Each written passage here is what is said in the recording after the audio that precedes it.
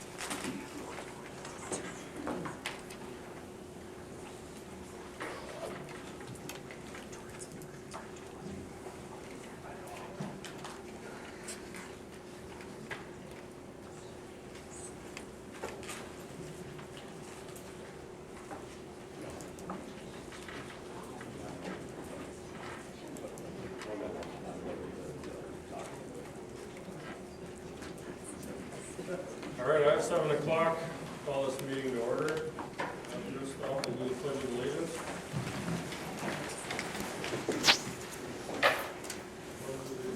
To the flag of the United States of America, and to the republic for which it stands, one nation, under God, indivisible, with liberty and justice for all.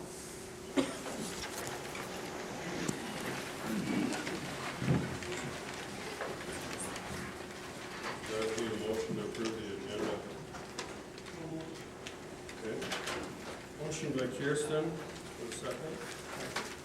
Darby. Discussion.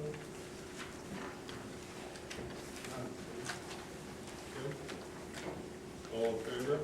Motion, aye. Motion passed unanimously. All right, first thing, public comments. Do you have anything to share? Any? Yep. Go ahead. Penny Kimball, regarding 5A minutes of the special meeting on January 29, 2015. I would just like to ask the board to use extreme caution when considering the pay equity ramifications in concern to the facility supervisor's position. I want you to know how displeased and surprised I am as a taxpayer and a shareholder that you were or are not without understanding of how pay equity works after being on the board for over 2 years. If you do not understand such a basic concept after this length of time, it forces me to believe that you have even less comprehension in how a state and public finance institution works at all. This is business, public business, not a private corporation. If you find that you are over your head, please consider stepping down to allow more qualified applicants to fill your role. In reviewing a number of decisions the board has made in recent years, it leaves me with a dissatisfaction in the process and the decisions that have been detrimental not only to our school, but to our community as a whole. It is time to reconsider the entire situation. We have made zero progress in recent years. I ask again, please resign your position if you are unable or willing to do the right thing. Our children, school, and community need to start moving forward in a positive manner.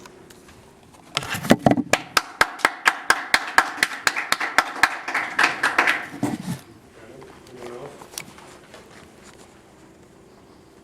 Yep. Deb Landy. I would just like to make a comment to item number 6G, the 5-day week. When the board made the decision to go to the 4-day week last fall, at that time the state was saying they weren't approving any 4-day reapplications or whatever, so it wasn't an option. If you're following what's happening in the legislature right now, remaining on a 4-day week could possibly be an option. I don't think any of you board members were involved with all the staff meetings, public meetings, numerous administrative meetings and board meetings that were held to make the decision to go to the 4-day week.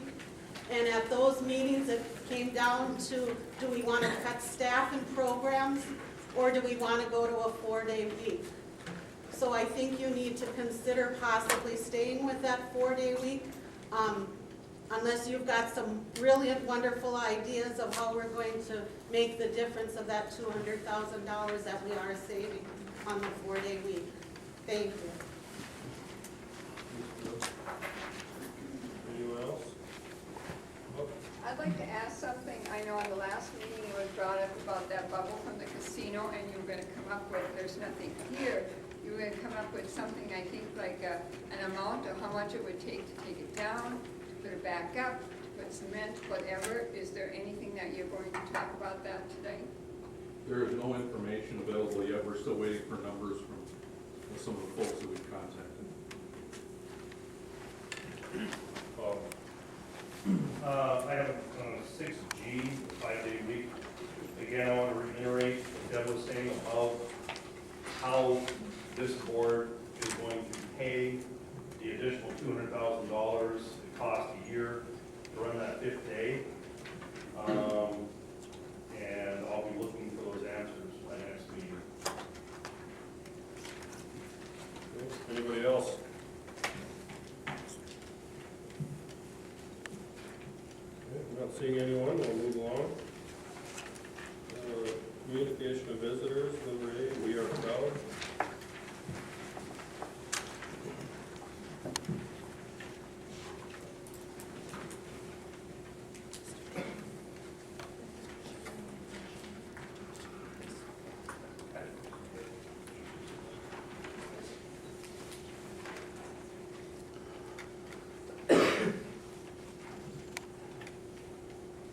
We are proud of Connie Farragut for being named Friend of Education by Education Minnesota Laurel.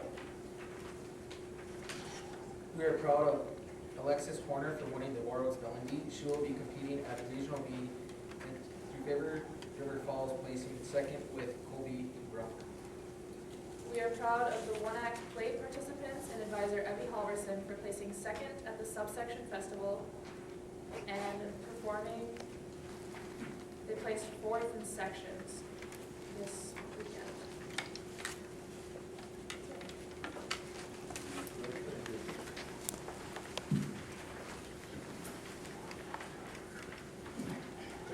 Ms. Jane, you would like to speak? Yes. Okay. I'd like to speak about as representative of the Education Minnesota Friend of Education Award. The board and the faculty have received the information, and we had our tea that passed Wednesday, February 4th. But I would like the community to know about the award and how, what criteria we use for it, and then just a little bit about Connie and why she is this year's award winner. We're proud of our Education Minnesota 2015 Friend of Education, Connie Gergen. This award is bestowed on an individual, organization, or a group whose leadership, acts, or support has significantly benefited Warroad Public Schools, the education employees, and the students on a local level. Connie Gergen was born, raised, and educated in Warroad. She has 3 children and 1 foster child, all whom attended and graduated from Warroad High School. Her grandchildren now attend Warroad Elementary School. Connie has given of her time to help her children and other students in their classes and school activities for the past 20 years. She volunteered to help fundraise for all participants of the Warroad High School International Education Tours and continued to do so even after her own children graduated. She chaperoned the tours with students other than her own. She wants all kids to have the same experiences that her children did. She has also coached elementary basketball for 8 years. She participated in fundraisers such as Donkey Basketball, Samurai Wrestling, Rummage Sales, and helped a variety of student programs. In her free time, she's been a Girl Scout troop leader and has mentored kids in Roseville. She also volunteers at the thrift store in Warroad and generally lends a hand when needed. At the present time, Connie works in the concessions, keeps the common safe and orderly. She also chaperones dances in the prom. Connie strongly supports Warroad Public Schools. She's attended school board meetings. She has promoted many programs and activities. She's very deserving and is humbled by the Education Minnesota Friend of Education Award awarded by the Warroad Public School teachers.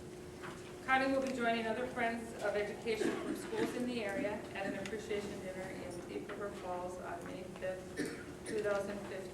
And she just would like to say a couple words in acceptance. This is a very humbling award. I was shocked. I do want to thank Judy Tree, and I want to thank the teachers. I want to thank Mr. Fass for showing up, and my kids were really shocked when Mr. Octadall was unable to make it. But he made a point to come up and talk to me. It really meant a lot to my family. One of the reasons I do this is when I grew up, my parents bought us 4-wheelers, motorcycles, you name it, we had it. We were never, I grew up on a dairy farm, we never went on trips. This farmer's daughter has been to the Eiffel Tower. I have watched kids go down and bring up creatures. It's just unreal the stuff out there for these kids to see. I did have somebody ask me how this has affected my children now. I do kind of joke with Judy and said, you know, they got the traveling bug. I have 2 grandsons has already been to Mexico when they were like 7 and 6. I do have a daughter that was in Iraq, a son that was in Afghanistan. My kids have used their Spanish. My daughter was asked by the Pickering Police Department when they had Mexican people, Spanish people coming in, if she would come up and translate. She was more than happy to do it. When she was out at Camp Ripley, they had a bunch of Mexican soldiers come in. Julie is one of the few that actually got to be able to speak with them. She said it was an unreal experience. My son has used his Spanish. My son Michael, he was overseas. I don't know the whole thing there. My son Justin has used his Spanish on the band trip to try to pick up a bunch of women. He said he's not Mexican. My nephew, who's also my foster son, he still speaks a little bit of Spanish, and he has been talking to Julie about when we go on the trip. But I would like to thank everybody, and I also want to say we have a great bunch of kids here in Warroad, and I think a lot of that is due to the teachers. When we're on these Spanish trips, there's 2 things I'm told.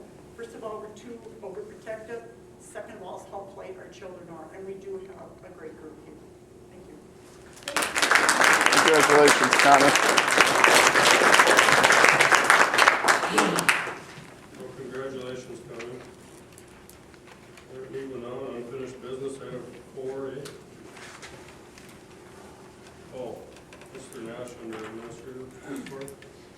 Item 3B. On your table there, the red packet is just a little bit of information on the 3x6 trimester format that the staff has chosen to move forward with. We have a group of teachers and myself that went to Firm High School, who uses this. Firm was very gracious, welcomed us into the school, let the teachers go in the classroom, teachers let them talk to the kids about it. The kids wrote things, pros and cons to the teachers that they collected at the end of the hour. We also met as large groups with the counselors, the principal, other teachers from different disciplines that came in and spoke to us. They had some of their students come and talk to us and give their opinions on the schedule. So it was a very, very positive experience. They did a tremendous job getting the host, and we were very, very thankful for that. And we seem to be moving forward with this. We still have some things that we have to put in place, and some of the things on the paper that you have are things we're talking about, not necessarily finalized yet, but also working with Ms. Jordan with their schedules, because we do have teachers that we share, so that we're going to make sure that we have them in the right place, so that both of us can utilize those teachers and make it work. So we have some work to do on that part, but we're getting closer. Obviously, we want to try to have the schedules done for next year before they kids leave, so that we can have the registration process done. We're looking at in high school trying to do, at least with the 9 through 12, to do one-to-one sit down, so that's going to take some time for us to do. And you can look through that if you have any questions. Just give me a call or shoot me an email, and we can talk and go in depth. We'll have more information as we get a little bit further. I would guess next month we'll have some more information for you as well. Do you have any questions?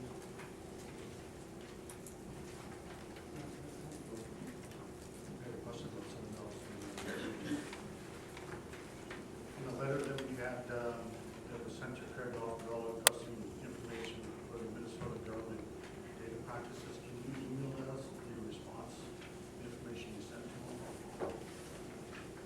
Oh, the at Minnesota? Yes. Okay. You're right. And then back on our report where it says how many students we have, we started out probably with 20, 25 in there. I was wondering if we could have a little bit of a detailed report when, as we gain and lose kids back and forth with students at that point, so we kind of got an understanding.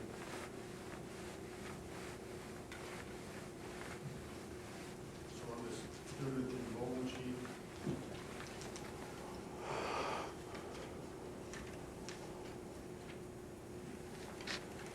You would like a perspective from each grade level? no, just overall and stuff, on the total 1,003. Yep. If it raises to 1,005, we got 2 students from whatever district, where we moved from, where we lost students.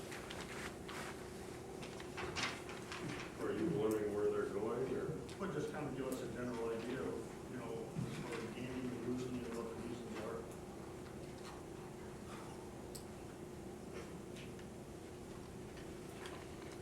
Under businesses, town, podium, more employees, maybe students to our community, or losing. Just in a general term, we have somewhat of a transient population that moves in and out.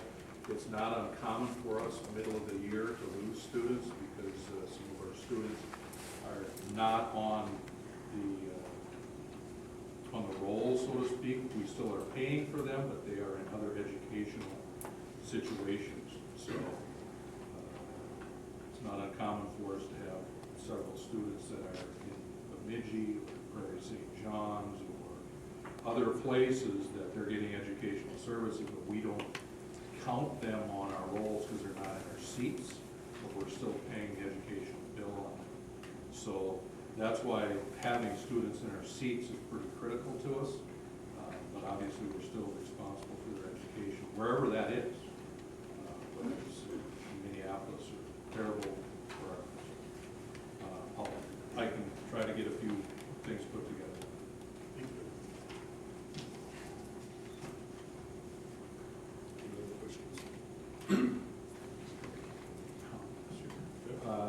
Just a quick add-on here, recently, the Fab Lab grant came through, not quite to the $30,000 mark, but it was in the $16,300 range. Marvin Windows has graciously matched that grant, so that'll be about $32,700 that will go into our industrial tech and lab area, tech lab area. Congratulations to Mr. Culleton for making that come to fruition. And then one other item, just recently, last Friday afternoon, late in the day, I met with Brian Shively and Brad Bauman from Marvin, and in regards to the old property, we've done some, Marvin has done some testing on some of the space or the ground over there. There was a contamination found, and so we're working through that. I think most people are aware of that, but we now have the paperwork into MPCA, and so that process is moving forward.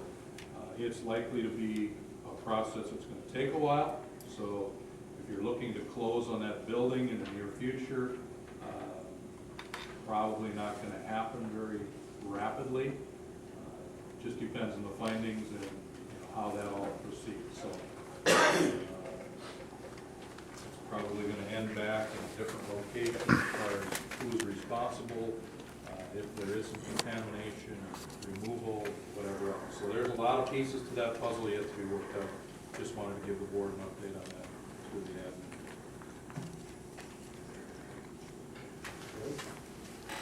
All right, item 4, unfinished business. Do you have any more to add to the school property? Just what I mentioned there, again, it's still in lots of MPCA hands now, and we'll see where it goes. May not be much, but it could be very extensive depending upon what they find. So. All right, item B, Bob Johnson, request from board chair. Our chair is not here tonight. Matter of fact, I was just about late coming in here. I was on the phone with legal counsel, and we are working on providing the information to Mr. Johnson. There are some things that have to be redacted, and so his comment to me within the last 15-20 minutes is that that request would be available to Mr. Johnson here within the next week. So I just have one question. Go ahead. During the time of, when the motion was made in July 8th, that motion was made by the board. It wasn't a recommendation from the administrative team, correct? that's correct. Okay, thank you. Okay, moving on to the consent agenda.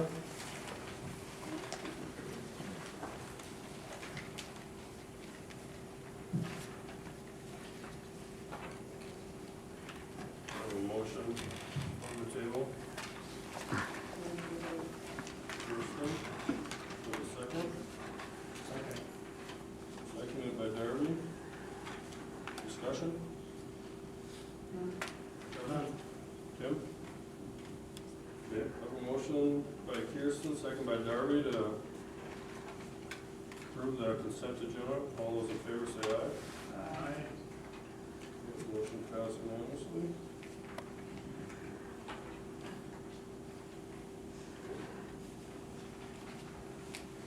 All right, under new business, 6A, approved seniority list, EMW.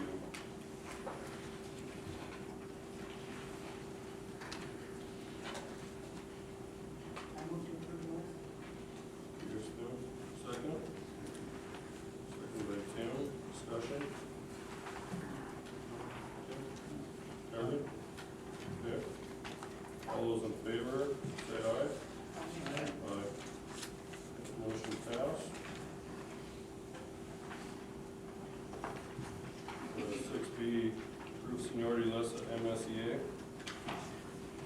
I have a motion? Motion by Tim, seconded by there a second? Second.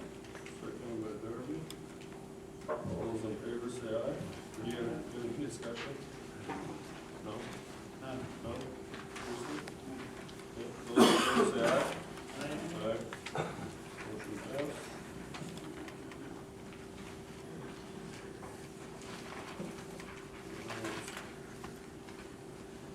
6C, TD&E Committee. This is the Teacher Development and Evaluation Committee is looking to replace former board member Johnson with a new member. Board members Zettner and Exner are both interested in being part of the committee. The TD&E committee only requires one board member.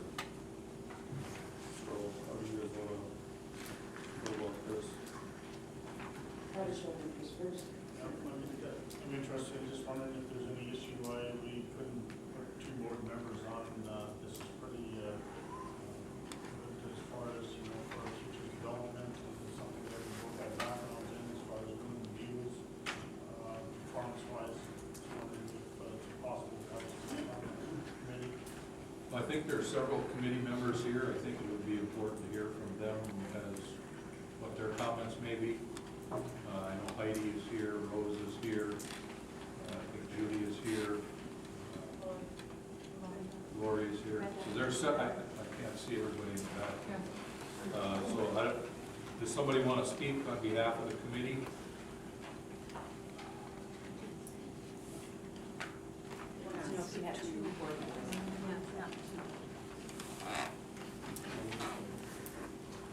Can you guys speak up? I didn't hear that. I don't know what I'm best at doing, so please jump in. Originally, when the committee started, it's brand new, so as we are going about things, things are continually changing. It was recommended that we had a joint agreement between the board and the teachers and, I think, who else do we have? Signed. Administration. The three signed? Yes. Just an agreement when we make changes as far as how the committee, within the group, I guess, any changes that need to be made with the documents, and now with this coming forth with adding a new member, we just wanted to keep the joint agreement and maybe make any changes going forward in the first part of July. So the discussion certainly can be had. We're having a meeting in March. Currently, we have one board member, our superintendent, and then the two principals. So we're certainly open to that discussion.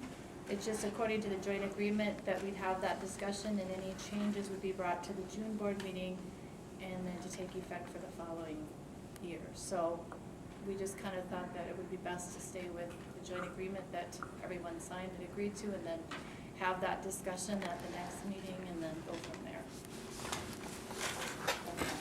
Okay, thank you. Okay. Motion by Darby. Okay, motion by Darby to have Darby sit on this committee. Do I have a second? Second by Kirsten. Discussion? Okay, I have a motion by Darby, second by Kirsten, to have Darby sit on this committee. All those in favor say aye. Aye. Opposed? Ash, motion passed unanimously. All right, 6D, the MSBA Superintendent Search Survey. Shared the, Go ahead. Mr. Partee shared this information with the board, but it will need to be approval from the board if this is the survey they'd like to use to connect with the community between February 10th and February 25th. So moved by Kirsten. Do I have a second? Second. Second by Darby. Discussion? Okay. Okay, motion by Kirsten, second by Darby to approve the search survey, the superintendent search survey. All those in favor say aye. Aye. Motion passed.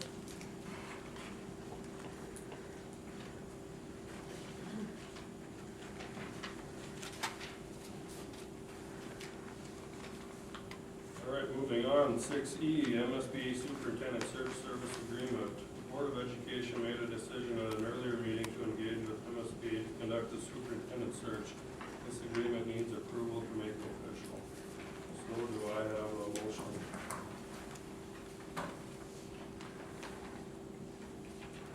One quick comment, just handed out to the board, one brief change or one small change in that agreement, and legal counsel was asked to look this over, and there was one small change in section Roman numeral 2D to insert the phrase to the extent permitted by law in dealing with indemnification, and I would recommend that if this does get approved, that phrase be added to the service contract. And our legal counsel has contacted MSBA, and they are the legal counsel for MSBA, so I would assume at this point it will probably get changed in all of their service contracts for superintendent searches, but that would be my recommendation to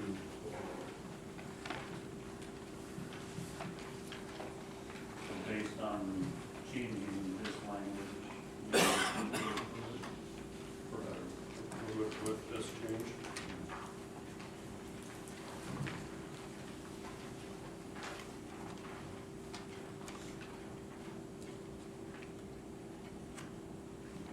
All right, we have a motion.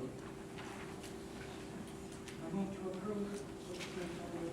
Okay, motion by Pearson, a second.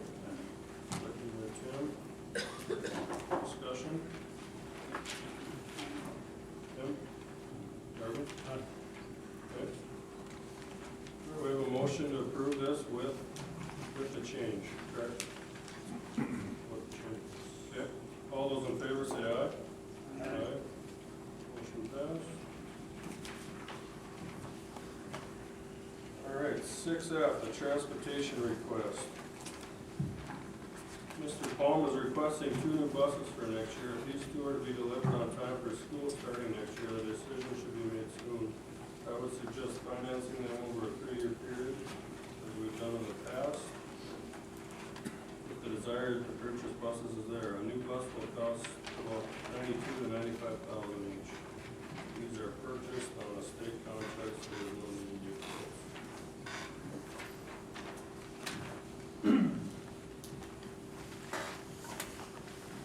I just shared with the board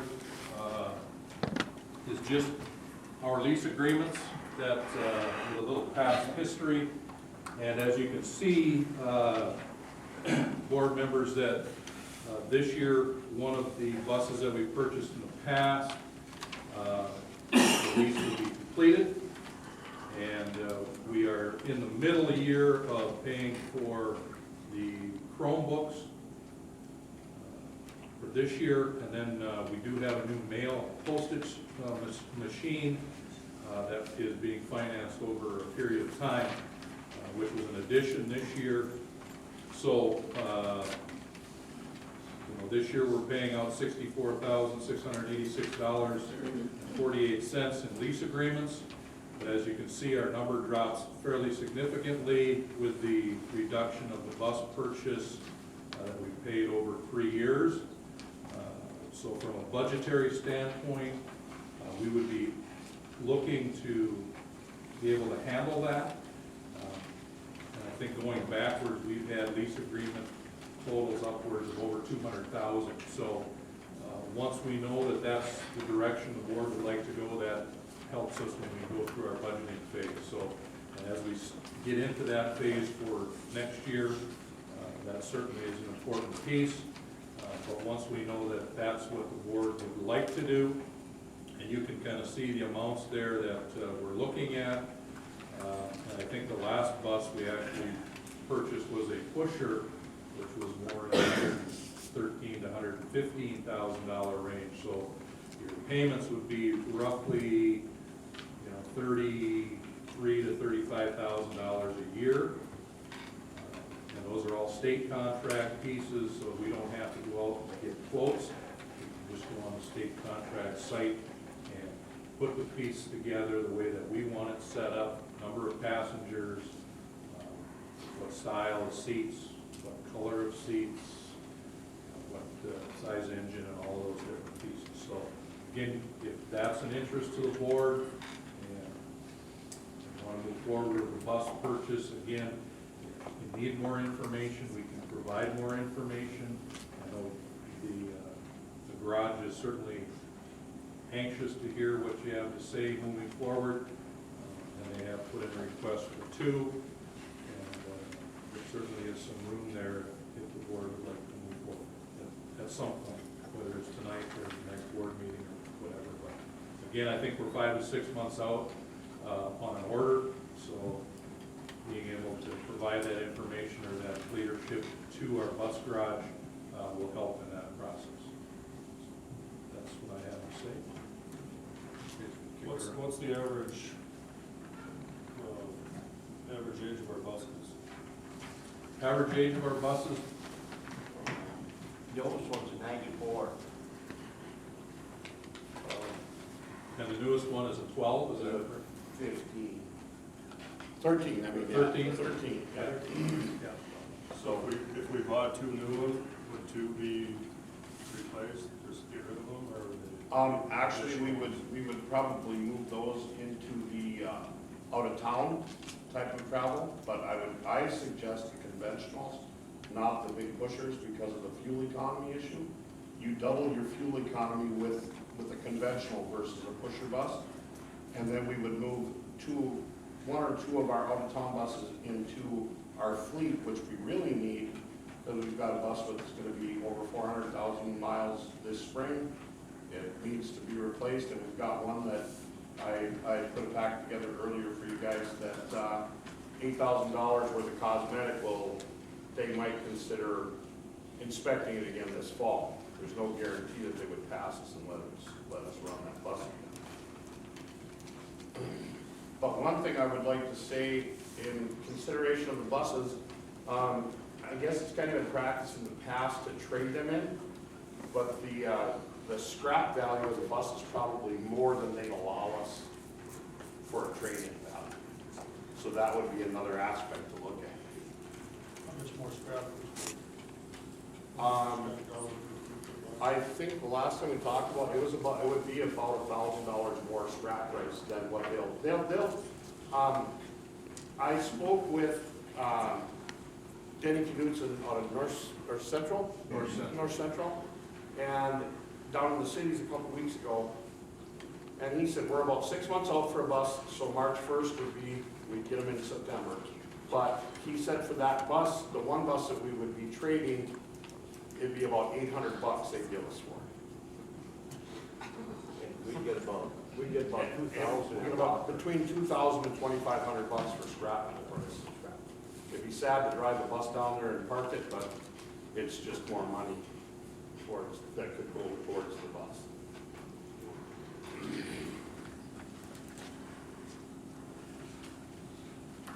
Can't get another year out of them, this is it. Yeah, the one they're not going to, they already told us if we don't do all the cosmetic work and the undercarriage work, because there's supports that run across the bottom that are rusting off, it's gonna be $8,000 to $10,000 worth of repairs on an $800 bus. It'll still be worth $800. Then the one that's, that poor old bus that's running into the angle every day, it's gonna be over 400,000 miles on it, and it's really tired. It's, you know, it's getting to where we're putting more into it than it's worth to try and keep it on the road. So I'll make a motion to approve, as Dave Fountain suggested, bus recommendation, 2 buses, without us trading them in and selling them locally. Have a second? Second by Tim. Discussion? Harvey? So it's one of the things where we have no choice, we have to adjust and lead our students to the schools, so here we go. Tim? Kirsten, do anything to add? Okay. All right, I have a motion by Darby to approve the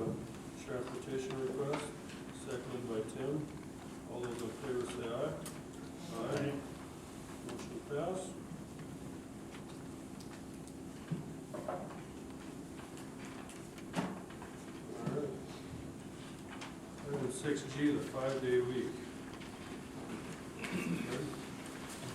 Well, as mentioned in the board packet, there are some things that will take place here in the near future. One would be a calendar, probably one of the two key pieces. We will try to bring that forward at the March board meeting. And again, I wanted to make sure that I heard from Mr. Nash so that we had the correct number of days on our calendar. And then start and end time for school probably is the next critical piece because that will dictate bus pickup and departure times, and also as far as our activities with our practice times. So once those things are in place, our principals will continue to work on scheduling, get those pieces put together, and then the board will have some pieces in front of them moving forward. One, a resolution to adjust the budget accordingly and make some decisions this spring yet about any possible cuts or changes to programs. And again, looking at where we're at with transitioning back to 5 days, the average savings has been about $200,000 per year, and there's probably going to have to be some decisions made on how that happens moving forward as far as the expense of moving back into the 5 days. And once we get the calendar and the start and end times out, those can be communicated. People can start planning vacations and or items that they need for their own individual use, and our staff can start making plans for transitioning their educational learning curriculum and all the pieces that go with that, along with our principals, so that everything is covered in a timely fashion for our students. And then, of course, any budget adjustments would be talked about here in the next couple of months. So those things I would assume would be talked about and communicated as we move forward.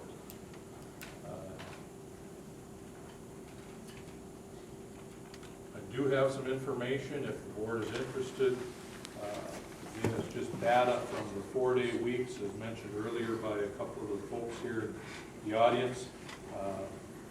There is some legislation out there, and again, I'm not saying one way or the other. I just received this information as part of one of the 4-day weeks schools, and McCray is leading the charge. There's actually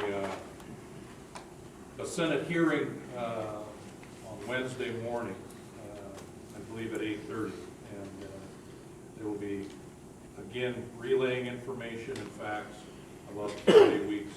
And there is legislation that is being talked about to grandfather the 4-day week schools if they so choose to do so for a period of up to 5 years.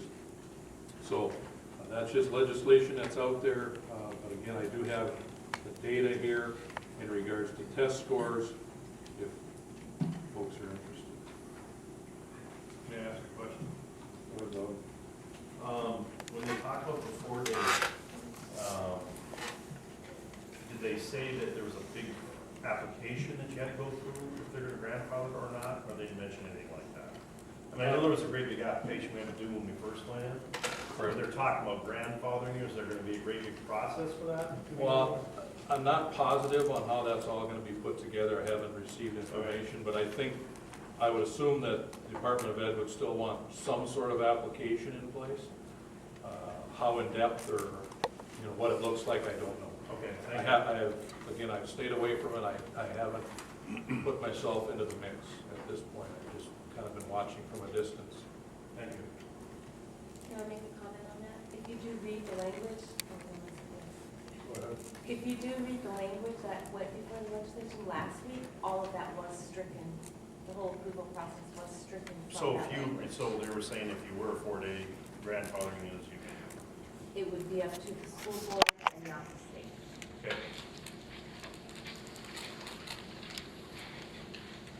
We had that discussion last fall, that was one of the key things was in is why go through that whole application process if the state was just gonna turn it down. I know we kind of made the decision back then without, we didn't really have any community meetings or anything of that nature. Is it worth going through any of that process again, or? Back then, the writing was on the wall. Right. But now things Those have change changed. a little bit. I mean, if we're talking $200,000, that's the two lessons we just agreed on. And it's not saying, it's just to get the public's input on it. I mean, I've heard, I don't know about you guys, but I've heard a thing or two about going back to the 5-day week, so. Just an idea.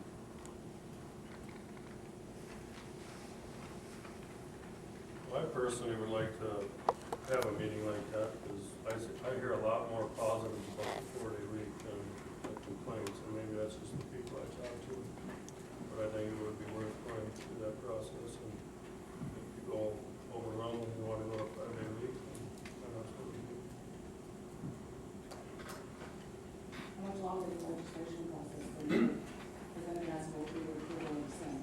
Yep, it'll have to pass both houses, and then it has to pass through the governor's office. And, well, they have to be done, I think it's the third week in May. So I think that's about the right timeline. I might be off a day or two. Roughly the third week of May, I think, in statute, they have to be completed with their session. So I think one of the pieces that's they're talking about, at least from the dialogue that I have received, is that it's going to be part of the education omnibus bill, which will make it a lot harder to pull out and make it separate. So I think it'll get packaged, possibly, which if there's an education bill on the floor of both houses, and that's a piece of it, it would have to be actually taken out of the bill. So again, I don't know what that process will look like or the timeline on it, but again, like I said, the Senate will hear it, or the Senate Education Committee will hear it on Wednesday of this week. So, but beyond that, I don't know any more timelines. Brian? Yes. Permission to address the board. Also, Education Minnesota is now involved in Teachers Professional Organization, and they are lobbying for the schools. They're working with the schools because they are for the teachers. And they are very close with Governor Dayton, so that may make a difference as well. Because they are, previously they weren't, but now they're involved in it because the teachers are, to represent the teachers.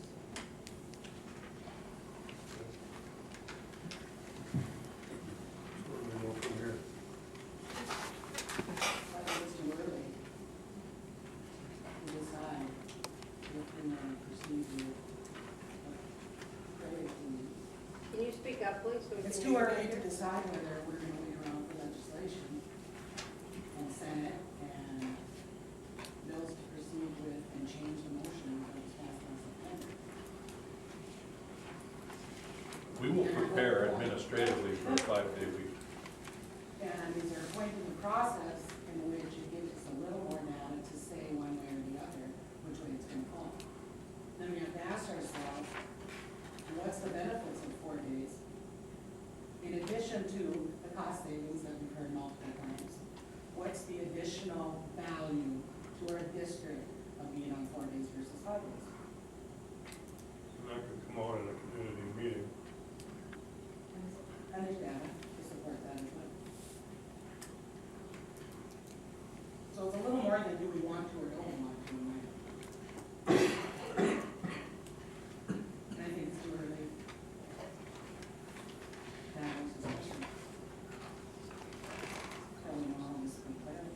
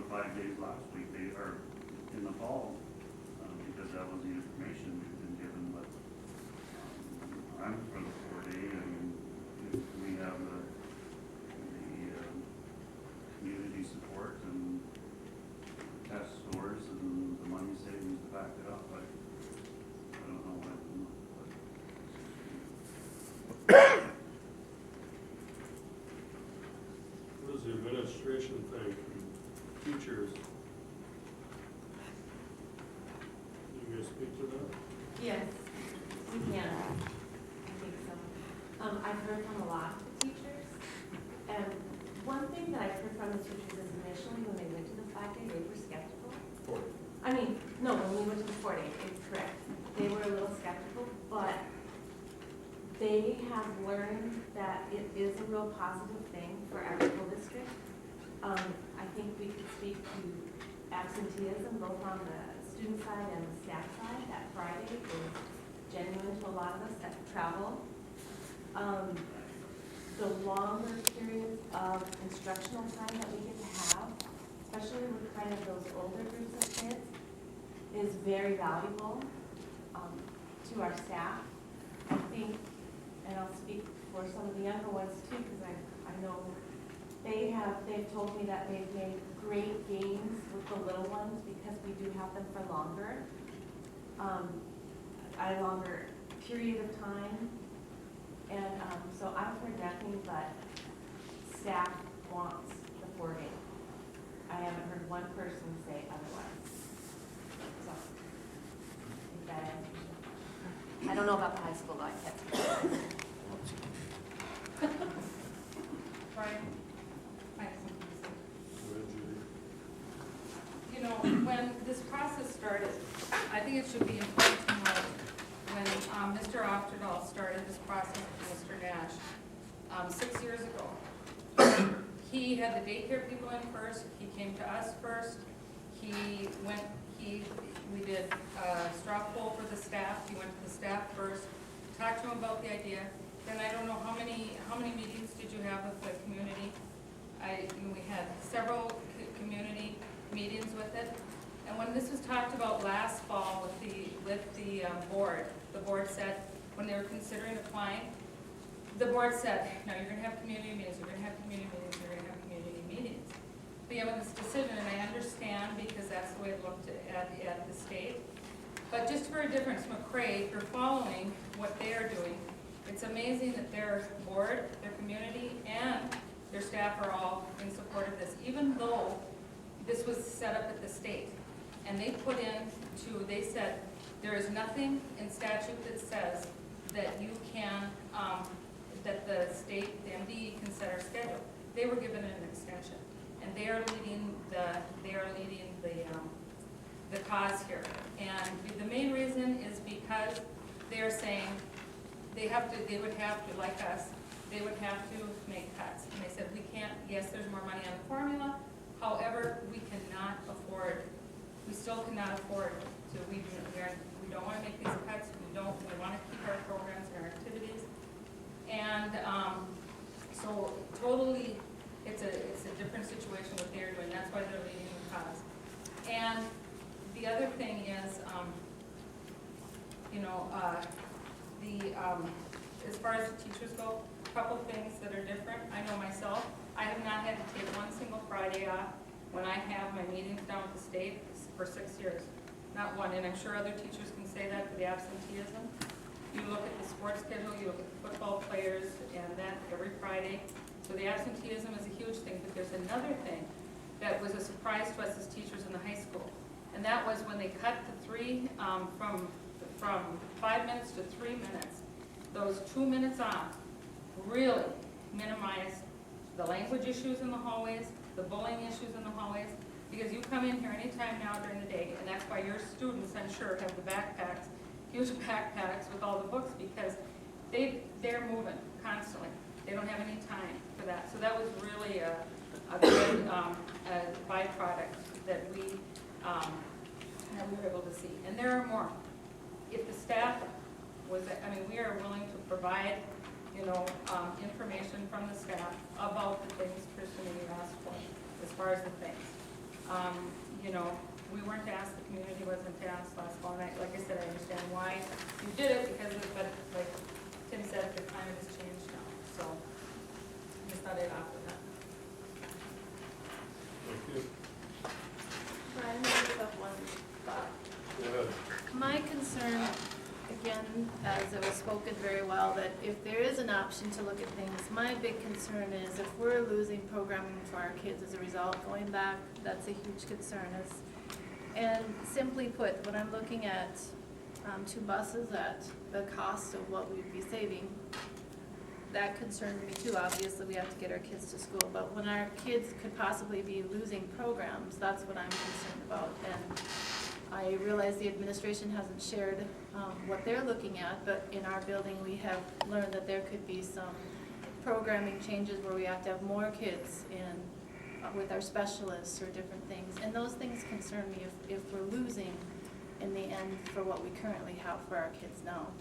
And if it worked out that we had an option that 1 year would maybe give an opportunity for the board to really look at the budget, kind of, you know, sift through everything, where are we at, where are we going, so that ultimately in the end our kids don't lose. Thank you. Any board members have any insight? Well, it's assuming that we are gonna experience massive budget cuts to accommodate that date. But we haven't seen budget numbers yet. Well, again, on your board packet, there was a retirement, which again is a monetary savings. And there are possibly some other things that could happen, in the next month or two.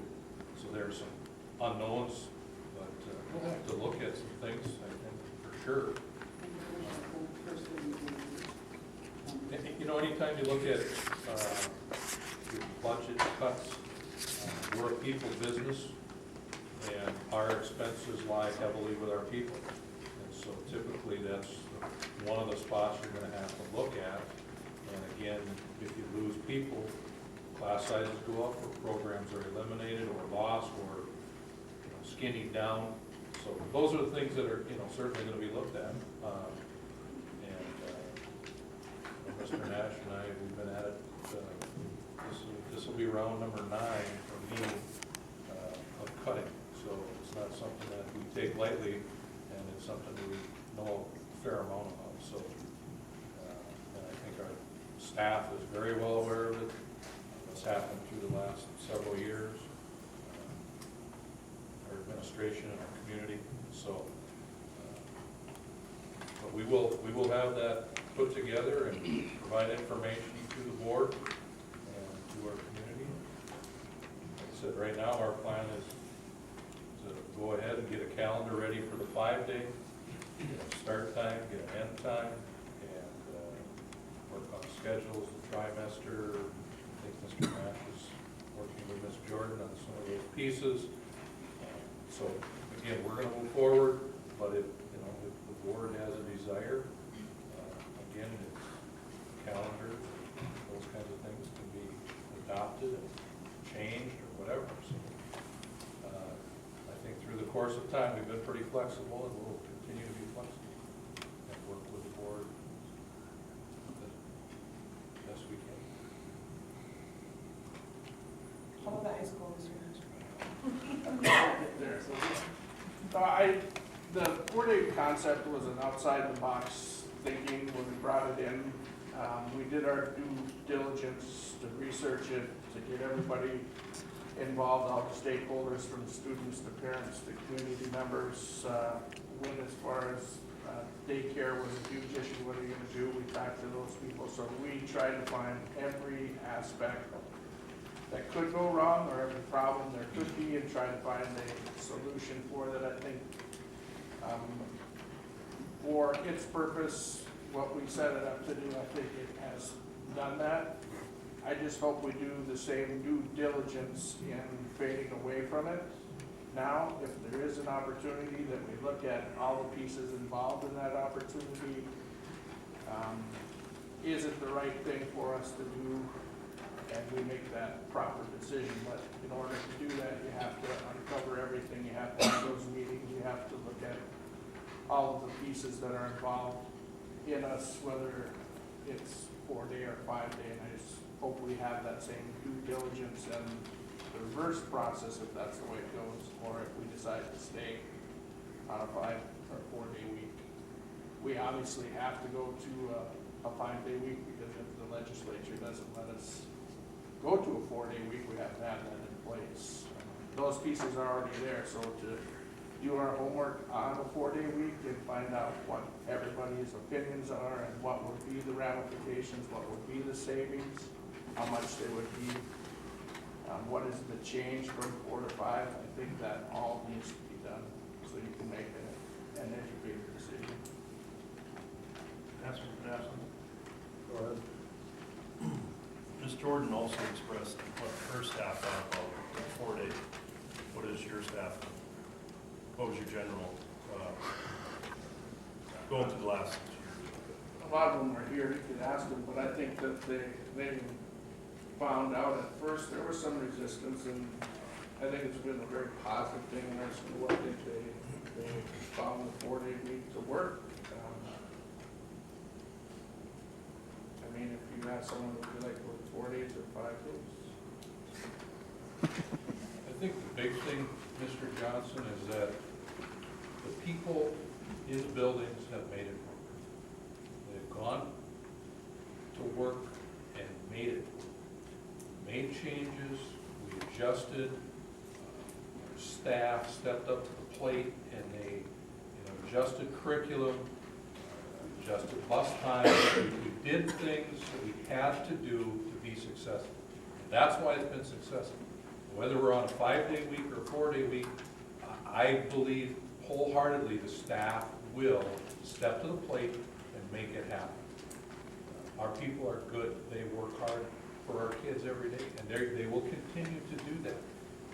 And so whether it's the 4 or 5, I think our staff will make it happen, because we get quality people working on behalf of the students. And that was particularly true in the high school, because they're going to 60-minute classes. How am I going to get all my stuff in the 60 minutes? And how is that going to work? And they've made it work, and they've become very good at it. I would just say, as a community member, I appreciated being heard when it was 4-day weeks. And I would just appreciate the same amount of consideration going back to the 5-day weeks. I mean, even as far as daycares go, what time are you going to start? And so we can adjust our lives. You know, you can ask me, what time should this start? I would talk to the daycares. What time should class start? If it's going to be something out of the norm, and preparing daycares to shift back, and people to adjust their work schedules. Maybe they can go in at 8:30 or 7:30 or whatever it is. But I just think either way there should be a community meeting for some input. Or if they have to rearrange schedules in the school, do you want your kid in an 80+ music class or bi-ed class? What are those transitions looking like? And just informing the community, or at least asking. Thank you. Well, we don't know that information yet either. No, but it would be good to have that feedback, that conversation. The other, I don't know that I'll say it, but 2015 MCHE report came out. School ranking. School ranking. Oh, there's 344 schools in Minnesota. Out of 344 schools, there's only 5, I believe, that are 4 days.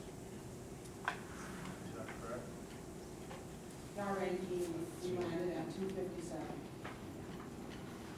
Our neighbors in Buda landed at 42. Windsor Rosal landed at 78. I'm looking for the value that 4-day brings that we can begin to improve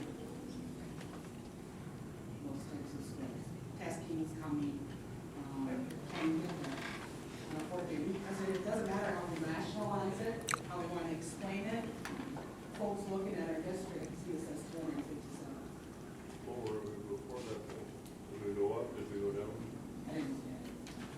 I just thought it was Brian? Let's go Sandy first. Just to point this out, when we were 5 days before, kindergarten, 1st and 2nd grade were in the other building with a music teacher and in a music room, and a phy-ed teacher with a gym. And we had 2 gyms in that building we had access to. Preschool was there too and used the old gym. We can't go back to 5 days like that because there's 10 more sections of kids in this building now. So if the day gets shorter, there's going to have to be some real creative scheduling because we can't fit there'll be classes without Fayette every day, or there'll be 2 classes together, 40-some kids in possibly 1/4 of a gym, because we can't make up for that lack of space and people. So just so people know, I'm not criticizing or anything, the reality will be that we can't all in the elementary have Fayette and music every day, or 2 sections will be together. You'll have 40-some first graders trying to get the music teacher's attention for those minutes they have music. It's not real conducive to, and there's a lot of information out now about the harm that's done by recess being cut and Fayette being cut, and that, I don't know how that can't happen to us in 5 days. I just want to talk about that website that was referred to. I checked out that website and I feel it's pretty suspect, because I looked at Baudette and how they got ranked, and like the information on Baudette was about this big, and then the information they had on World was about this big, and I thought, how can they rank Baudette so much higher than World when they have very little information about Baudette? So I really question that if anybody would use that website as any kind of value, because I think everyone needs to look at that website, but I don't, as a teacher and as a parent, I don't see a lot of value in that website, because it's not an equal playing field as far as the information that was provided and how they're grading the schools. Thank you. I would agree with you. However, folks going in and looking at don't have that same information at hand or that rationalization, they just see the numbers, was my point. But I agree with you. There's a lot of different information. And how they arrive at their grades. But it's out there.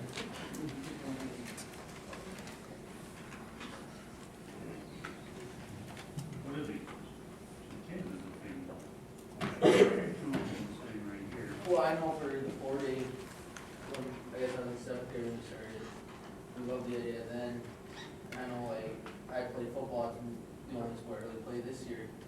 It was great what I missed. I think it was only 2 days of school because of sports. And that Friday gave a chance also for me to come in and make a test, make a quiz, anything that I missed throughout the week. I can come in on Friday, like if you're flexible enough, and come in, get that work done. With another huge advantage to it, if you look at our robotics program, that Friday gives us a whole another 8 to 12 hours of working on our robot. Because of that, this year we have a working robot a week ahead of schedule. We're looking at going down and doing a week 0 competition with parts being the robot that we have right now is the best robot that we probably had ever, because of able to put in a 8 to 12 hour day. You take that 8 weeks away, you know, people want to spend time with their family on Sunday, and go to church and be with family. So now we're, you know, that's just one of those other advantages of being supported. That's my take on it. I don't know if the answer is. I totally agree. Talking to all of the classmates, 7 through 12, even below, there is nothing negative said about the 4-day school weeks. Think about all of the teams that travel down to the cities, how many hours of school we would miss if we had school on Fridays. Some kids wouldn't be able to be in sports and activities because they can't afford to miss that much school. And also having the longer class times, we get more in depth with our teachers. We're allowed to do more activities to explain what we're learning. We're learning more information while we're there, and we're retaining it better. And I just think there's nothing but positive. You can walk up and down the halls, grab any kid on the side and ask them what they would prefer, and they'd say that there's so many more benefits to having a 4-day school week. And if we have the opportunity, I would definitely take it to reapply to this, look into it, because it shows in the kids, it shows in the teachers, it's just more positive impacts.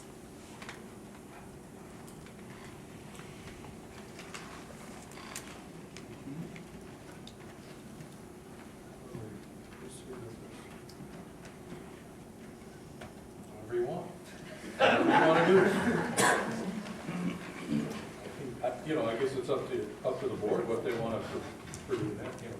I don't want to shut the door on not having a 4-day week, but I would like to get the community's input, the teachers' input, and make sure if we do go back, it's for the right reasons. If 4-day week continues, it's the right thing for the district. There's unfinished business.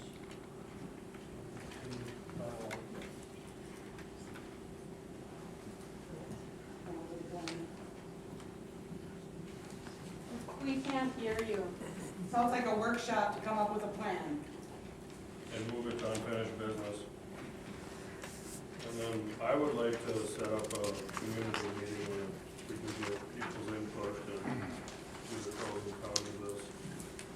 And see where majority of people see this going. That can be decided in a workshop and get a plan and then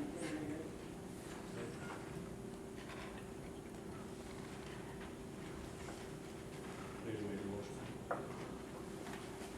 I think as far as the workshop goes, it's just a matter of getting schedules put together, so find a common date that would. When all over we're looking for that happens. Send out an email tonight, find out dates. I think I think Wednesday there'll be, obviously, if in front of the Senate Education Committee gets shot down, that'll probably weigh heavily into that. So we'll know those numbers. Well, let's shoot back for the end of the month, by the end of the month.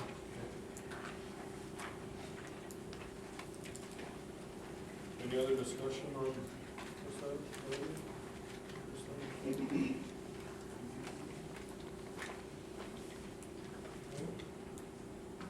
Kirsten, item 7A, action items. workforce follow-up. We call that, that's been ongoing for a few months now. We'll obviously continue to be ongoing. Yeah, well, it's everything, we've done everything on our end, it's just a matter of going back and then re-looking at it. I do know that we want to try to touch base with our committee again and see if anything has changed, what needs to change, how can we tweak the plan. You have to go and close it then? I think so. So maybe follow-up, and then we can close it.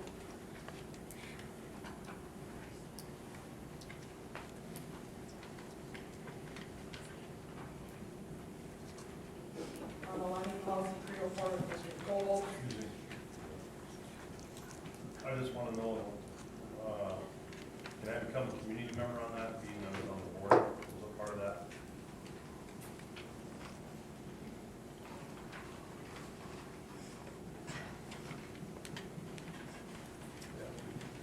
Push on that. You know what I mean, so I have the survey data and all that, and so on, so. Okay. Thank you. Aligning policy 304 with Mr. Cole's village dress workforce and form 304B, the goals committee is meeting on February 23rd. February 23rd. It's a noon meeting. And finally, update website. Obviously, that's been ongoing. We've seen some changes there. Are we okay to close this one out? I think we'll continue to keep updating it, but if you want to close it, you close it, but we'll keep it, try to keep moving forward with it.